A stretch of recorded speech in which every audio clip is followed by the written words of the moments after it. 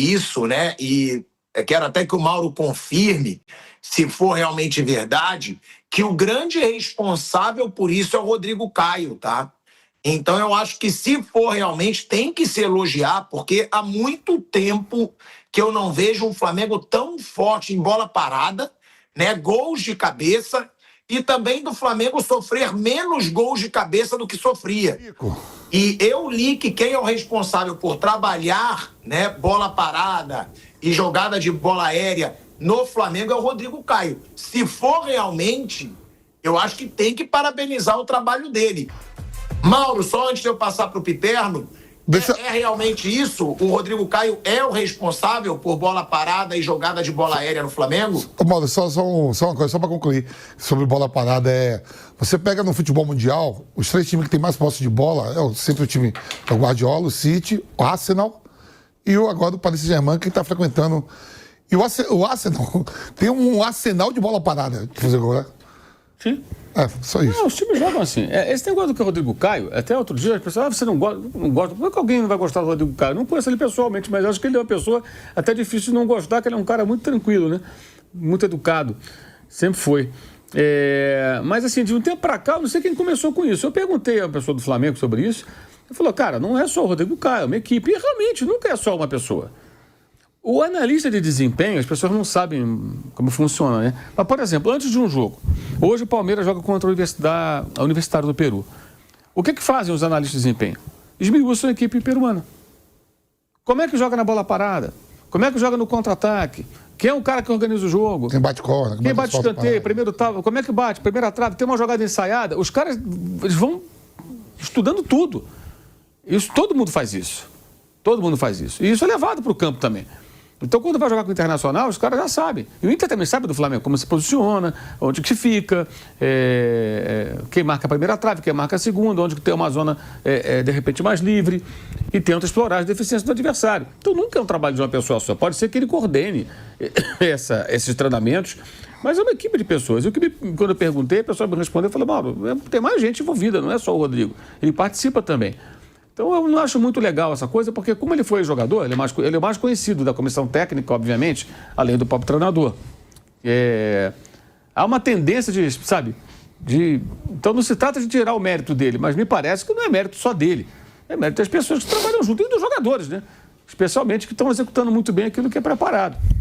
Então, não sei se isso é para se atribuir só ao Rodrigo Caio, não. Até perguntei de novo aqui a uma fonte do Flamengo sobre isso, vou ver se ele me responde daqui a pouco. Porque, assim, de cara... Certamente no campo não trabalha só ele, tem uma equipe de pessoas e, no mínimo, você tem um analista de desempenho trabalhando nisso. Porque eu duvido que o analista de desempenho não faz esse trabalho. Esse é o trabalho deles, esmiuçar todos os detalhes de como joga, de como faz, como marca. E a bola parada, hoje todo mundo estuda muito bem como é que os outros trabalham para justamente poder neutralizar. Então, não se trata, repito, de não ser o Rodrigo Caio.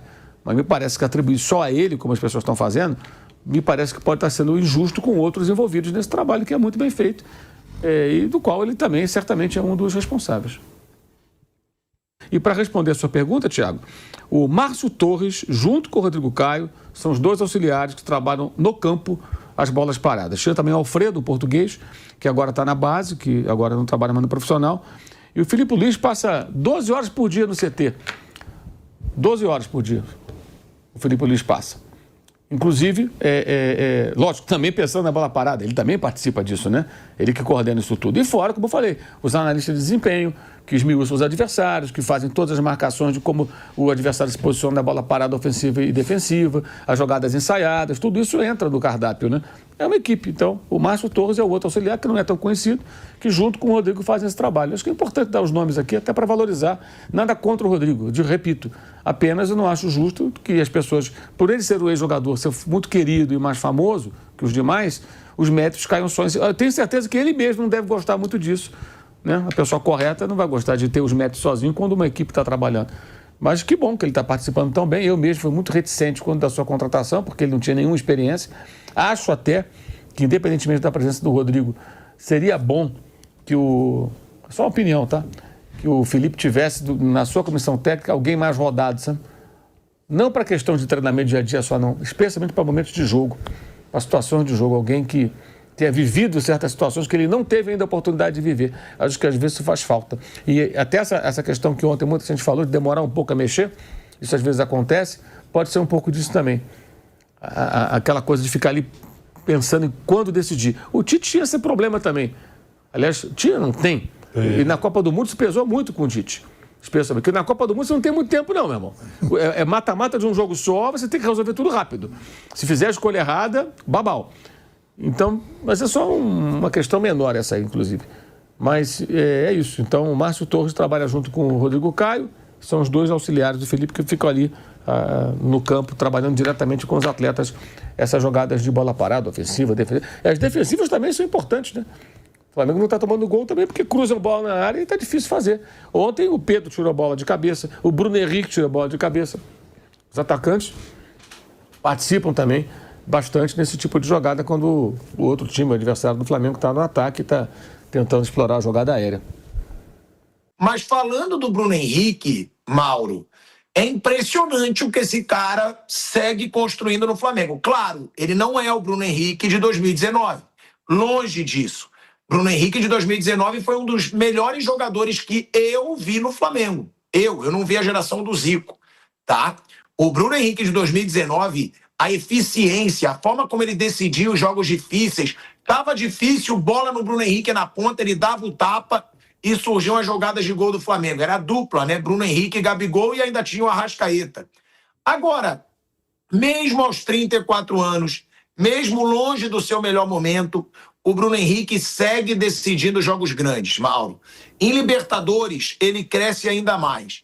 E aí, olha os números desse cara. Ele tem 20 gols pelo Flamengo em Libertadores, sendo 15 desses 20 gols em mata-mata. Ele tem 16 assistências. Em mata-mata, ele é o terceiro maior artilheiro da história da Libertadores no mata-mata. Ele só fica atrás do Gabigol, que tem 16 e ele tem 15, um a menos. E o Gabigol não está disputando essa Libertadores. Ou seja, o Bruno Henrique tem tudo para igualar ou até passar o Gabigol. E ele tem 2 a menos que o Riquelme, que tem 17 e já parou de jogar. É até presidente do Boca agora. Ou seja, se o Flamengo fizer uma boa Libertadores, o Bruno Henrique tem tudo para se tornar o maior artilheiro do mata-mata na história da Libertadores, Mauro. É impressionante, né? O quanto esse cara é decisivo. E você continua com aquela sua mentalidade, Mauro, de que hoje Bruno Henrique já ultrapassou Gabigol no ranking dos grandes ídolos da história do Flamengo? Para mim, ele sempre foi um jogador mais relevante do que o Gabriel. O Gabriel teve momentos muito marcantes, os gols de Lima, grandes partidas também, mas o Bruno Henrique, mesmo em 19, ele foi um jogador fundamental. Você pegar o jogo decisivo, né, contra o River Plate, quem desenrola a jogada toda ali é ele. É uma roubada de bola do Arrascaeta com o Diego, em cima do Lucas Prato. Ele é cercado por 3 jogadores do time argentino e consegue encontrar um passe para o Arrascaeta que serve o Gabriel e empurra para o gol vazio. Ali, naquela altura, ali, um jogador desesperado já joga a bola na área, faz cruzamento, chuta de qualquer jeito. Não é só participar com gols, não. Jogadas, gols. Em 19 tem um jogo contra o Corinthians, que o Carille é demitido, toma de 4-1 no Maracanã. O Gabriel está suspenso, toda hora estava suspenso, né? O Bruno Henrique faz 3 gols, 4-1. Cai o técnico do Corinthians. O Corinthians tinha sido campeão brasileiro com o Carille 2 anos antes, em 17. Então, a questão do Bruno Henrique é essa. Ele já é um jogador veterano, não consegue ter a mesma regularidade, mas ontem o Felipe acertou. Optou por ele por conta da sua maior capacidade de fazer pressão na saída de bola do adversário. Ele foi uma peça que fez parte dessa engrenagem, que funcionou bem no primeiro tempo. O Pedro também não vive um bom momento, né? E ele aparece a fazer o gol de cabeça que decidiu o jogo. Isso não é pouco, né? Isso não é pouco. E assim, eu acho que nem tem que ficar falando mais de Gabriel. O Gabriel está tão adaptado do banco do Cruzeiro, está 3 anos adaptado ao banco de reservas, né? Está lá, sentadinho no banco, bonitinho. Deixa o Gabriel lá, né? Vamos falar dos jogadores que estão no Flamengo, já com a pauta é o Flamengo. Piperno, falando desse caráter decisivo do Bruno Henrique, né? Que a gente falou muito ontem, é impressionante o que esse cara joga não, mas o que ele decide jogo grande, né? Clássico